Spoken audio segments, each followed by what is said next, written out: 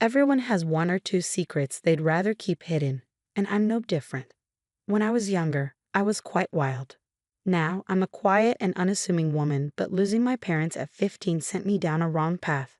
I ended up joining a gang of troublemakers. I got some of the girls from the gang together and started our own group. Because my dad made me learn wrestling when I was a kid, I was known around town for being really strong, even stronger than the boys. My time in that world ended after I met someone special, but living that kind of life leaves some issues behind. My name is Nancy, and now I'm 35. I live as an ordinary housewife and work at a local supermarket. With my light makeup and quiet personality, no one would guess that I once wore bright makeup and rode motorcycles. Yes, I was in a gang and even led a group of girls. But then I met my husband Joshua and everything changed. It all began 10 years ago during a fight with another gang. They were always causing trouble whenever we met. One day, things got really intense. Joshua stepped in unexpectedly to help his brother, who was part of the other gang. As everyone was fighting and falling, Joshua and I were the only ones left standing. I even remember him laughing when he realized his brother wasn't even there. Despite the chaos, Joshua seemed really calm and composed. I couldn't help but notice. "Hey, you're pretty cool," I said to him. "Me? Really? Looking like this? You must have some strange tastes. Were you calling out for someone named Noah? Did you find him?" "No, it turns out my brother wasn't here." That's how our quiet chat began.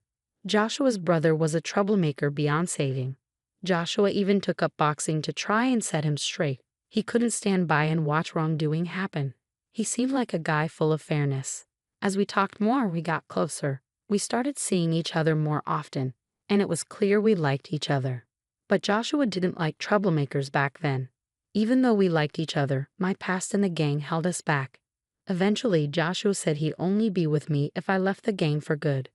Tired of all the pointless fights, I decided to leave the group.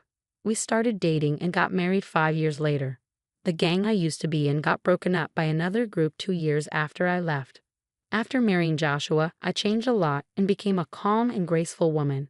But our peaceful life got shaken up by a certain neighbor, Joshua's sister Somia and her husband. One morning, as I was seeing Joshua off to work, the doorbell rang. Who could that be? I wondered. I'll check. Suddenly, Joshua looked surprised. Somia, he exclaimed, recognizing his sister, whom I had met once at a family dinner. Hey Joshua, we've moved in next door today. Please take care of us, she said. Hello, I'm Tommy, Somia's husband. Looking forward to getting along, he added. They started off with a rude attitude, but since Sonia was Joshua's sister, I couldn't be too confrontational. We usually got along with our in-laws, so I didn't want to start any trouble. It turns out Tony was the one who got Joshua's brother Noah into the troublemaking world. They went to the same high school and were a year younger than Joshua. Joshua turned 34 this year, so they must be 33. Sonia, who's 3 years younger than Joshua, should be 31. Joshua, too bad about your brother, huh? Tony remarked. I don't care about Noah anymore. Even you. Joshua was visibly angry. His brother had passed away due to a fight. Joshua's brother and sister apparently never got along well. Sonia felt ignored in favor of her brother and developed a rivalry, which eventually extended to Joshua as well. Joshua once mentioned how tough it was to deal with his sister, preferring to focus only on his brother. Unlike me, Sonia was also in a delinquent group before. Unlike her, Noah was forced into it by Tommy. Seeing his siblings change, Joshua probably felt even more determined about justice. As the three of them stared each other down, I spoke up from behind Joshua. Joshua, you need to leave for work soon. All right, he replied. Running away, Joshua. Remember, I haven't forgotten that you laid hands on me, Sonia sneered. That was because you attacked Noah. All right, both of you enough. We're done here, Sonia declared. With Somia's words, Joshua left for work, the issue still unresolved. But then the harassment from Sonia and her husband began. About an hour after Joshua left, the doorbell rang, but nobody was there when I checked. Another hour passed, and there was a loud noise at the door, like something was being thrown. When I looked, there was a pile of cardboard boxes dumped in front of our door. What's going on? I muttered to myself. Since nobody was around, I decided to ignore it and went back inside. But then I heard a small popping sound from the balcony. I rushed over and found 3 broken eggs. We live in a corner apartment next to Somia's new place. This means the harassment likely came from her apartment since there are no neighbors on one side, and it's too high for someone from below. Angry, I decided to confront my next-door neighbors. "Hey, is that you? What do you want, showing up like this?" Somnia greeted me, clearly irritated. "Is this your idea of a prank? Throwing eggs on our balcony? It had to be you or your husband. The angle only makes sense from your balcony." Somnia glared at me and said, "What? Don't be ridiculous. Do you have any proof that we did it? Making false accusations won't help. I'll call the cops." Even though she used to be in a gang, her quick resort to the police in this situation seemed odd to me.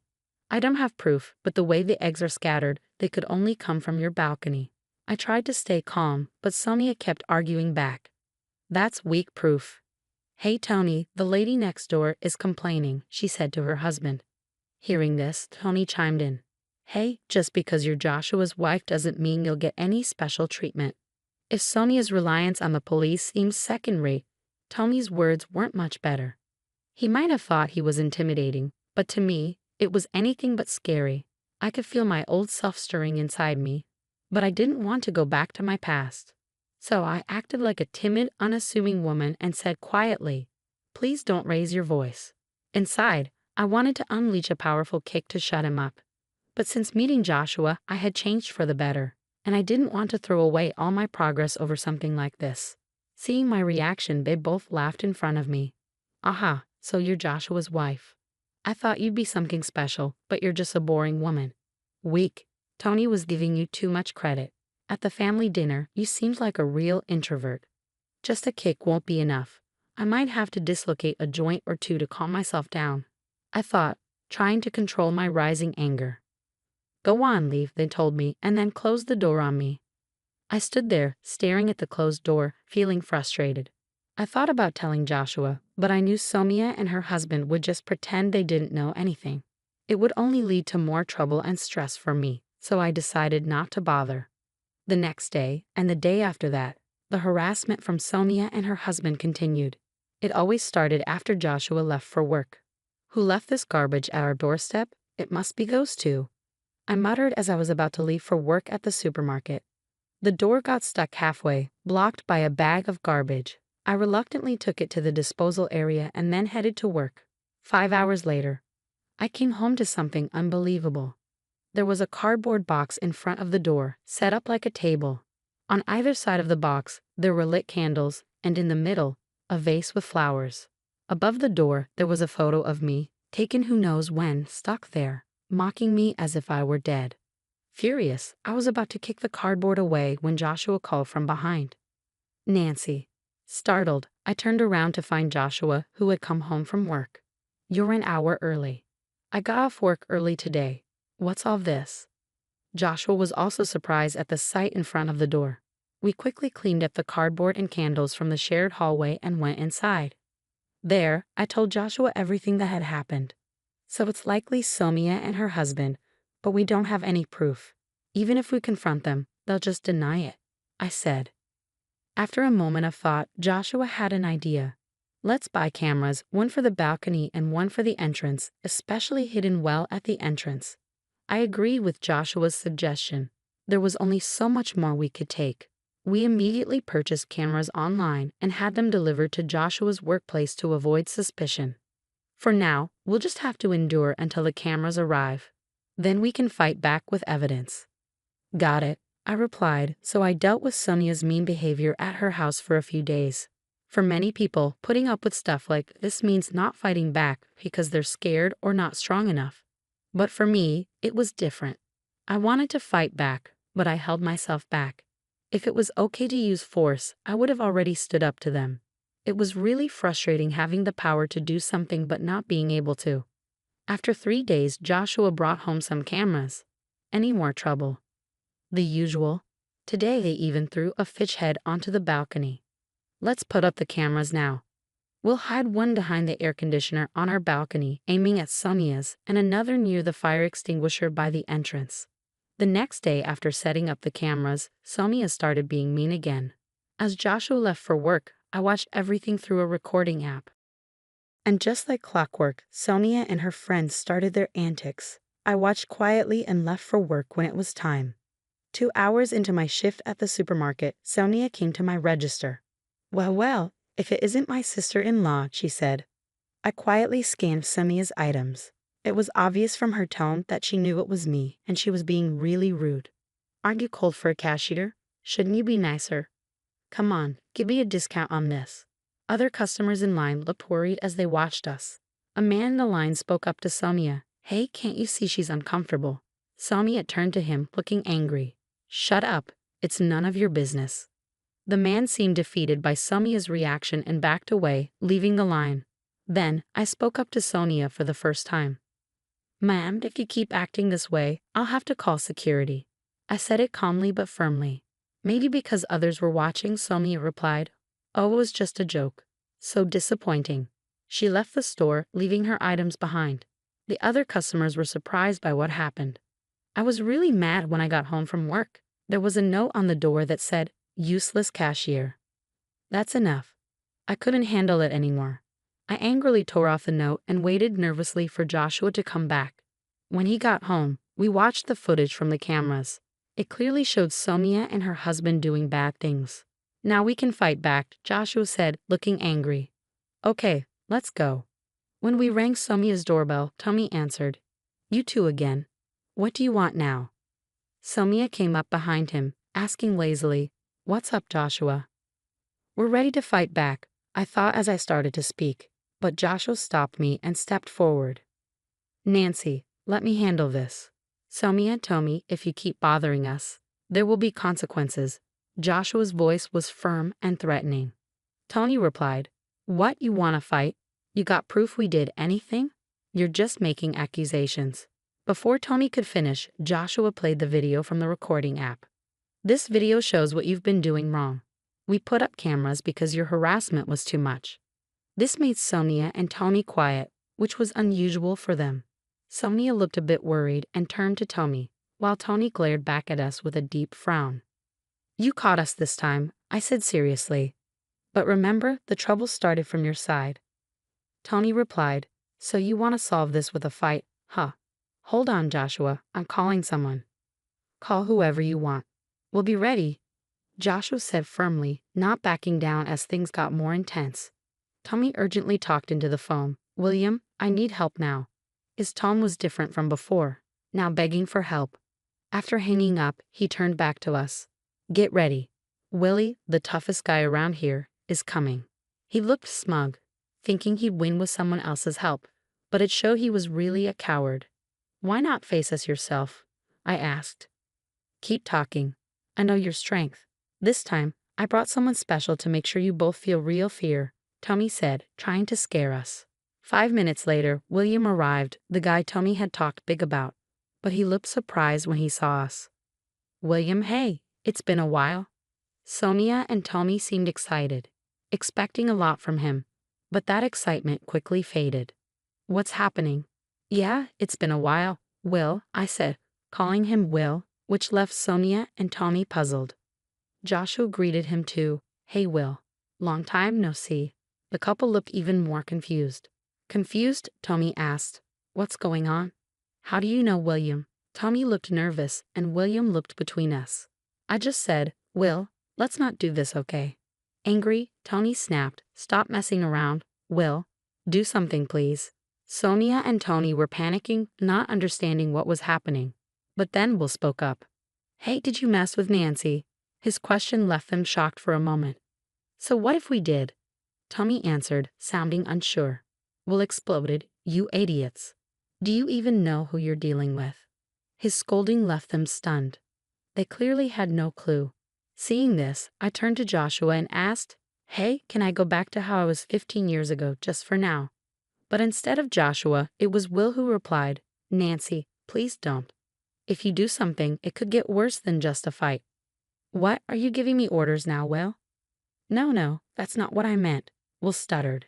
Seeing the guy they called for help now apologizing to me, Sonia and Tony were confused. What's going on here? They looked scared as Will talked. Do you two know about BBN? Yeah, that's right. It's famous. It stands for Black Butterfly Nancy, right? The nickname of the former leader of a ladies' group. That's correct, and this lady here is Nancy herself. No way, really? Both of them lost their tough act instantly. Well, continued. Back then, I led another group, but we got beat by Nancy's group. She could handle 30 people alone. Sonia and Tommy now looked at me with fear. It made sense. They thought they were picking on someone weaker, only to find out she was the leader of a group they used to be a part of. I didn't know Nancy was practically a legend. We joined the group 6 months after you left, Sonia said. They joined after I left. Will had been in the group with me and stayed even after I left, looking after Sonia and Tommy. He left just before a rival group took us down. By then, Tony was the leader. Before you ruined it, the group was unbeatable. You can't mess with Nancy, was said. The group that took us down is now the strongest. But if Nancy was still around, she'd still be the strongest. Seeing Sonia and Tony crumble, Will turned to me and said, "Please forgive them for my sake." Watching Will apologize, Sonia and Tony seemed defeated. They never expected their call for help to go so wrong. "Fine, but you owe us," I said, glaring at them. They let out a small gasp. "For a month, you'll clean this apartment and our balcony since you made a mess. If you miss even one day, I won't be so nice next time." Okay, Sonia agreed, clearly intimidated. Tommy just nodded vigorously, unable to speak. Watching them, Will remarked, "Nobody can really challenge Nancy." Hearing this, Joshua, who had been quiet until now, finally spoke up. "But I don't like troublemakers. If Nancy hadn't changed, I wouldn't be here." He said it softly, and I looked up at him. "Don't worry, I won't let that side of me out again." At this, Will burst into laughter, and we all ended up laughing together. Will and Joshua knew each other because we met after I left the group. We ran into Will while on a date and ended up having tea together. Now that's settled. Why don't you join us for dinner, Will? The three of us left Sonia and Tommy slumped by the entrance and went to our apartment. Before going inside, Joshua added, "Sonia, you're my sister, so I'll let it go this time. But there won't be a next time." Watching him, I wondered if he too had that same fighting spirit as us. From that day on, Sonia and her husband stopped bothering us. They kept their promise and cleaned our balcony and the shared areas of the apartment. Even though they were just troublemakers doing chores, other residents stopped paying them much attention after a while. After a month, Sonia and her husband left without a word. Even Joshua, their family, didn't know where they went. Maybe they felt uncomfortable staying there. We didn't bother looking for them further and thought they made a wise decision. Finally, we had our peaceful life back. Neighborhood problems are common, but I never thought I'd be so involved. At least it ended well. I have a past I'd rather not talk about. Joshua has kept it secret all this time. I'm not ashamed of everything in my past, but I've learned from my mistakes. I just want to cherish my life with Joshua now, and I hope to never show my true self to anyone again. That's all I'm thinking about now.